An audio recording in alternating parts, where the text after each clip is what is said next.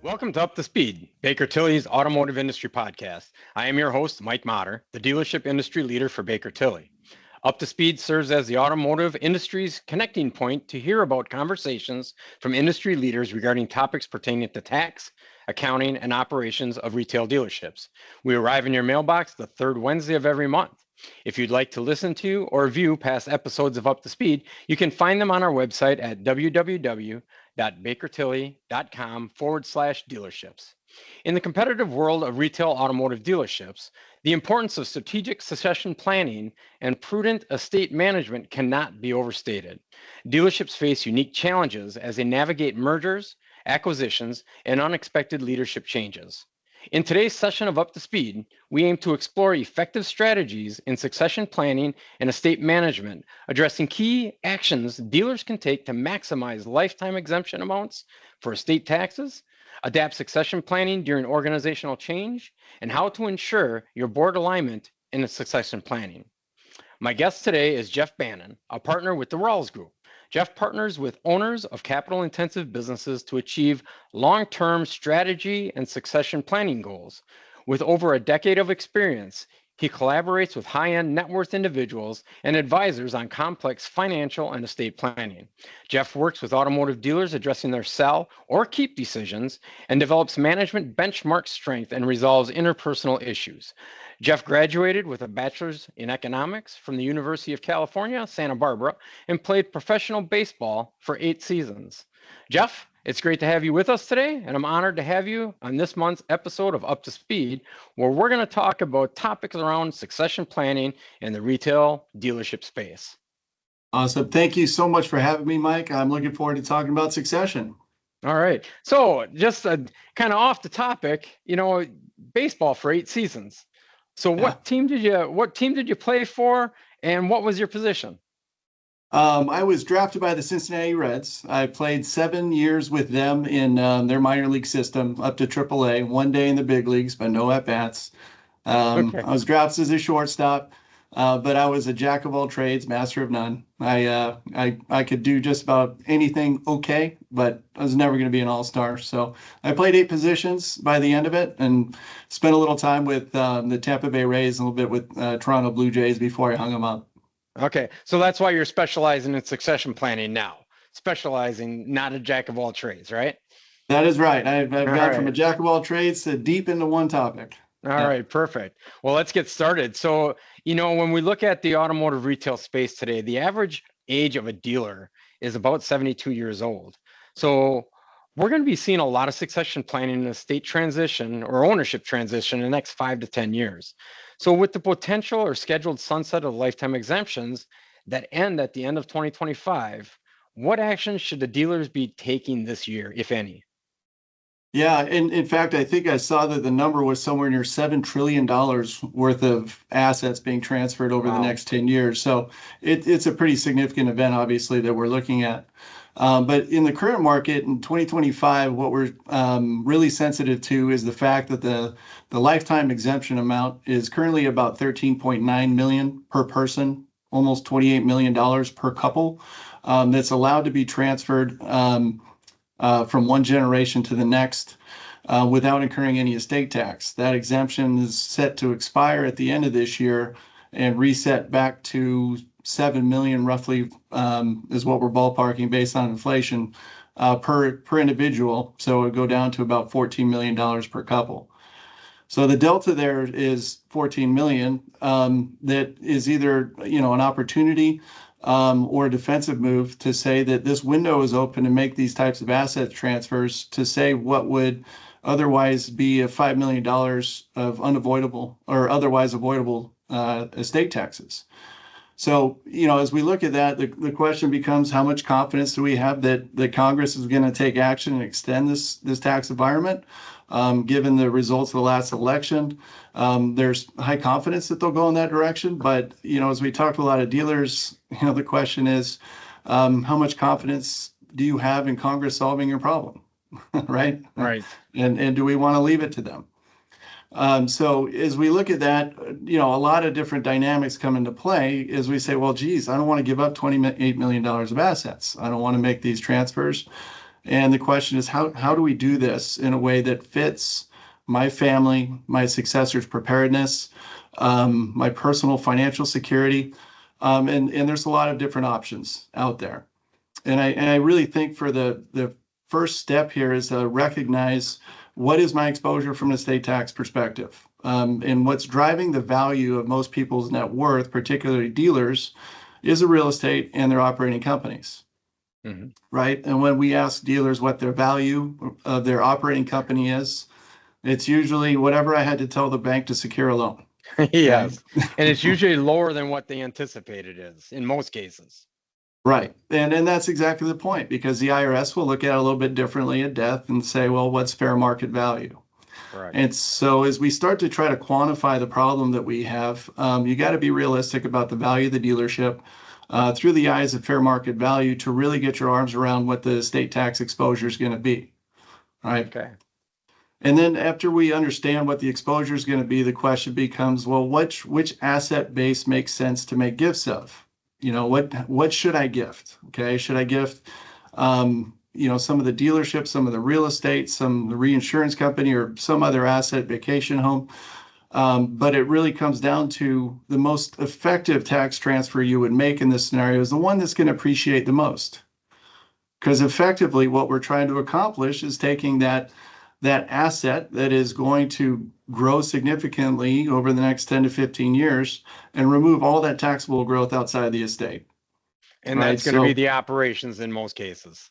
And typically, yeah. And so as you look at your environment, it's, the difference between, this is the flagship store. We've had predictable earnings forever. We're maxing out performance at this store, but we just bought the stores over here.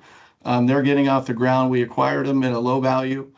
Which one would make the most sense to make a gift of, right? It's usually the new acquisition that you got that hasn't reached peak performance, or it's a combination of those. Right. Okay. So it's looking at that scenario, and then, inevitably the question is, I love my kids or I love whoever, but do I really want to give them $28 million? Yes. And that's a tough decision. I mean, we find a lot of dealers that, well, any business, when you've worked all your life to build it to where it is now, and then you've got to decide, I'm just going to give this away. It's a hard decision. So, with that, I always like to say that us as the accounting firms, we can figure out what the tax ramifications are going to be. We know what the stuff is going to be on the number side. We like to look to you guys to say, hey, how do we handle the people side? Because we didn't go to school for psychology, we went to school for accounting, and we went to school for tax. So that's where I look to you guys to say, hey, you know what?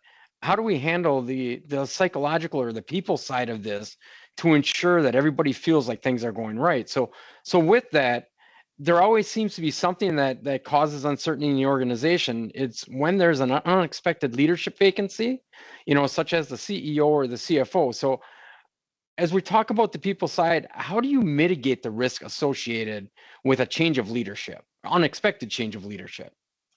Yeah, and that's at varying, different levels have different ramifications. Obviously, if we're losing a CFO relative to losing a dealer, if we talk about the transfer of stock, for example, to family, one of the issues from the people side that we can run into is the perception by the next generation that I've been anointed.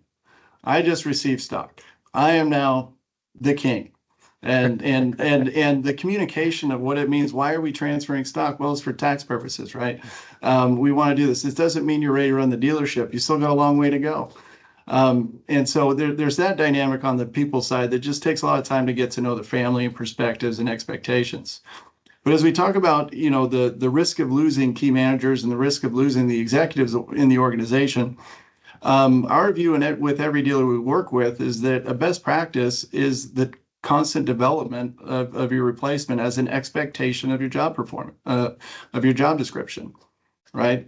And obviously some positions are harder to lose, but if we're talking about an executive level manager, the ability to replace somebody is directly related to how your operation functions. Is it in a silo, or are we interdependent? Do we understand what everybody else does, and are we driving together toward a common goal? And to the extent that, we've seen CFOs and controllers operate in a silo where nobody really knows what their system is for how doing the numbers, but it sure does work. Now we're in a different environment. But as it relates to the dealer going up a level, there's lots of important considerations there. So a dealer's dream might be to have a child or someone else take over from the next generation, but ultimately that decision is driven by the manufacturer. Because you can give them a job, you can give them a title, you can give them a paycheck, but you cannot give them the dealership. The manufacturer has to approve them. And so as we protect against the what if question, what if the dealer couldn't show up to work? The first question is largely, how far away is your successor for being approved by the manufacturer? What have they done? And do they know what they're supposed to be doing? And if we don't know that, we got to build a curriculum, to help be intentional about achieving that, to protect the franchise on behalf of the family. Yeah, and I think there's a lot of, well, I shouldn't say a lot. We've run into situations where the dealer doesn't realize that the manufacturer has so much control in who owns and runs the dealership. And I mean, almost every sales and service agreement out there by the manufacturer has a ROFR in it, the right of first refusal. And if they don't like the dynamics of the next generation coming in, or they don't think they're going to be able to take over, or the new management group that might come in, they've got the right to exercise that right of first refusal. Absolutely. Yeah. And that's usually an initial conversation we have with the way we operate is we have to answer the what if question first. I mean, granted, we love to sit here and talk about living forever, and that's a huge part of this, and making sure we're in a good place going forward forever. But if we haven't addressed, can we protect the franchise if something happened tomorrow? There's state laws that protect the spouses, the state franchise laws that protect spouses for some period of time.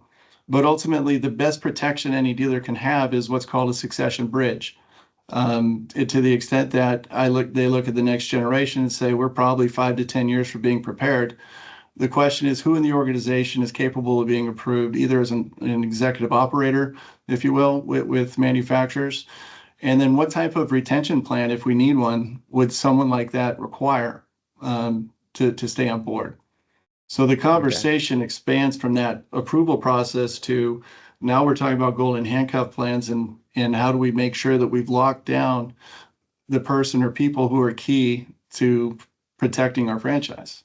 And that's something you want to start more sooner than later, because it's amazing how quickly the time comes up and goes away that says, you know what, we need to do something now. And you don't know when none of us know when we're going, but it sounds like you've got that live forever serum created somewhere maybe, or none of us know when we're going to go. So we don't know what's going to happen tomorrow, and to have that plan in place needs to happen.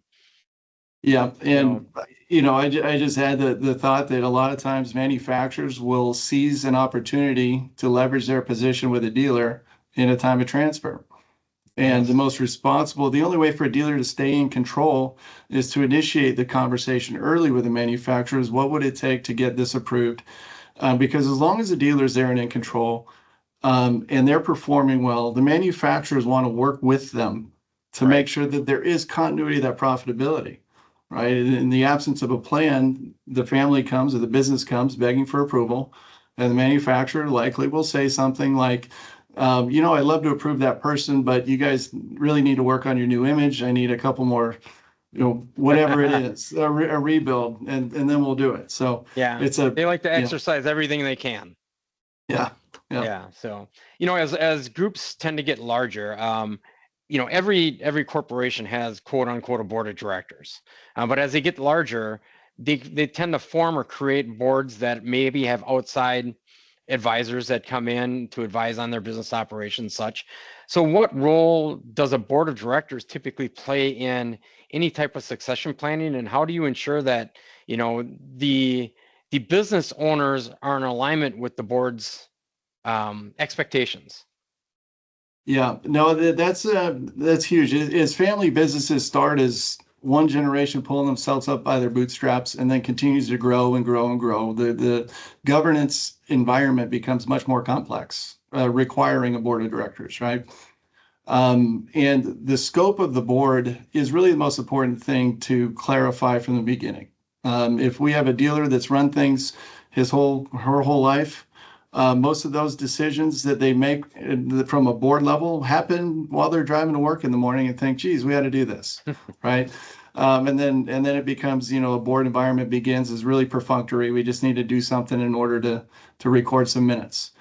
Over time, the way boards fit into succession is that if you have a highly functioning board with a clarified scope of authority, a very clear mission in culture definition, it becomes the place that a dealer can say, I'm going to promote myself to chairman, chairwoman of the board, and I don't need to be here every day because I've done a good job of creating the team behind me, and creating my key managers who I trust at this point to run it. So from a succession perspective, the board becomes very important to allow the dealer to pick and choose when they want to come back to work, because the conversation with many of them is, geez, I love this business, but I got to find a way to back off. Right. What does backing off look like? Well, it comes with the development of a formalized board that has a clear scope of authority that drives major decisions. And we work through an issues of major importance with a lot of the families that say, this is the responsibility of the board. And here's our delegation of authority chart. And here's the business structure we want to go forward with. And so, and usually dealers don't transition quickly into a very formal board because it just feels weird. And I don't want someone else telling me what to do. I'm not asking for votes. Right. So the transition usually becomes, the dealer retains all final decisions, and the executive management team assumes some of the strategic responsibilities and day-to-day governance that functions as in an advisory capacity to the board. So the chairman, chairwoman can show up once a quarter and sit down with the key team, review the financial statements, go through the State of the Union, and then get the advisory input from their team that says, I'd like to go accomplish X, Y, or Z. They still retain the full control, but what they've done is shift all of that heartburn down to that next generation. Okay. All right. So, a similar question to the last one, maybe on a smaller dealership groups that have, multiple family members inside the dealership. So how do you manage to get the family dynamics all understood and working together to achieve common goals? Yeah, that's as much art as it is science. When we're dealing with a lot of people, it takes time just to sit down and recognize that everybody has some ambition, some goals, some expectation of what it means to be in the company. And it's important to, really flush out from a process perspective, each individual's personal vision, what they want to have happen. But best families and best family businesses will function based on a common vision and a common core values and a common mission that removes any doubt of why we're coming to the work every single day. I would like to say that if we don't talk about this, you'll probably have 2, 3, 4 next generations in a canoe holding an oar, and one's going backwards, one's going left, and one's going right. And this is not going to end well. So I think that the very first thing we need to do is to define what is our common vision? Do we agree on this? And are we going to hold each other accountable to it? So you set the framework for accountability to each other early on. And the other is to recognize, sorry. Oh, no. So how do you get them if let's just say the owning generation now has a different vision than what the younger generation has? How do you get that to reconcile, to balance? Yes, and that is more common. That's the rule, not the exception. Generally, the generation that's currently running it has usually achieved a place in life where I'm financially independent. I feel good about the way things are going. Look what I've accomplished. This is wonderful. What a legacy I get to leave. The generation comes in, next generation, typically, and says, what an opportunity we have. We can go get this market. We can go do this. Look at that piece of property we can go buy, mom or dad. And it's inherently, it's a place in life where your risk tolerance is different, your goals and ambition and energy is all different. And so this is where, succession planning is very interdependent in the context of saying we're going to do some estate planning, we're going to look at financial planning. but we also want to position the next generation to continue to grow and drive this business, but not at the expense of mom and dad's pocketbook, right? And risk. Right. And so when we talk about making asset transfers, the goal here is to create a financial independence for one generation that says, look, my eggs aren't all in one basket, and I'm not worried about my children scrambling my eggs right now.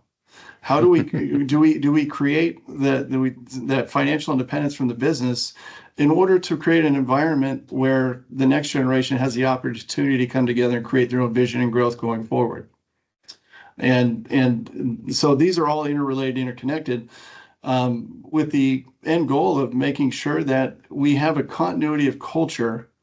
Okay, and usually one of the first steps is that the culture developed by one generation is usually just imbued in the next generation. That's how I grew up. That's how I lived. And it's usually an implied culture. Everybody understands it, but it's not stated. And transitioning that stated culture that mom and dad built and making that the ground rules for how we're going to make decisions going forward generally bridges the gap in alignment that says, I'm comfortable because you share my values and in commitment to the community, to our people. And then we have a much easier environment to start navigating. Okay. And so do you ever, yeah. Oh, I'm sorry, go ahead. I was just gonna add one more layer. And the other part, the complexity part is once you have them all aligned, there needs to be a recognition between that generation that there's a difference between a family member employee and a successor. There is a difference. You know, some love just to come to work, but I don't want to deal with all the stuff the board deals with.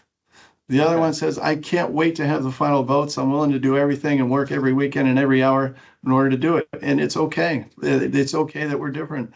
And clarifying the differences in what role they're going to play in the business based on their own ambition starts creating that platform for everybody to leverage each other. Okay. So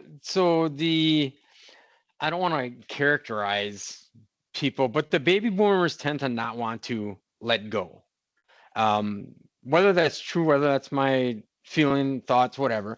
But what do you do with a younger generation that wants to come in and is eager to take over and wants to grow the business, but the older generation holds them back? So as soon as everything gets done, because they don't want to get just like kicked out. How do you handle situations like that? Yeah, we like to say that if you think of it in terms of passing a baton, right? You got one relay runner, older generation running down the track. You've got the next relay runner ready to grab the baton. When that next generation grabs the baton and you have two hands on the baton, predictably there's a tug of war. There will be, right? I'm not ready to let go, and but that is the healthiest succession planning environment you could possibly have. Okay. You have two people committed to the continuity of the business. You probably have two competent people capable of carrying on the franchise. And so from a succession perspective, it's probably the safest environment you'll ever have. And it's leaning into the differences, right? And saying it's okay. You guys should be having some level of conflict, and we should be okay talking about what our differences are and how we want to do it. And then usually when we talk to the older generation, we're talking about the fact that, how much confidence do you have that this would run? Is this more about having somewhere to go and feeling, having a place to be, relative to I lack confidence in my successor and I can't let go because I'm scared of what's going to happen. And that's a conversation that needs to start coming out. And then there's accountability that from our perspective as a third party coming from the outside, we represent accountability. Okay. Mr. and Mrs. Dealer, you said that your goal is for this to happen. We've talked about this, and for this to happen, we need to take these steps. Otherwise, you're undermining your own plan. Okay. And it's what does it take to navigate that? And a lot of times that board of directors comes back into play. You don't have to leave the business. You don't have to give up all your control. Right. So a lot of transparency and a lot of openness to accept change or willing to change. Yeah, and we've always said that surprise is the nemesis to succession. Yeah, makes sense. Waking up. Yeah. So, all right. Any final words of wisdom or guidance for our dealers in the audience regarding succession planning? Sure. I think a couple key things are, number one, understand that your manufacturer is very much invested in your succession plan as you are.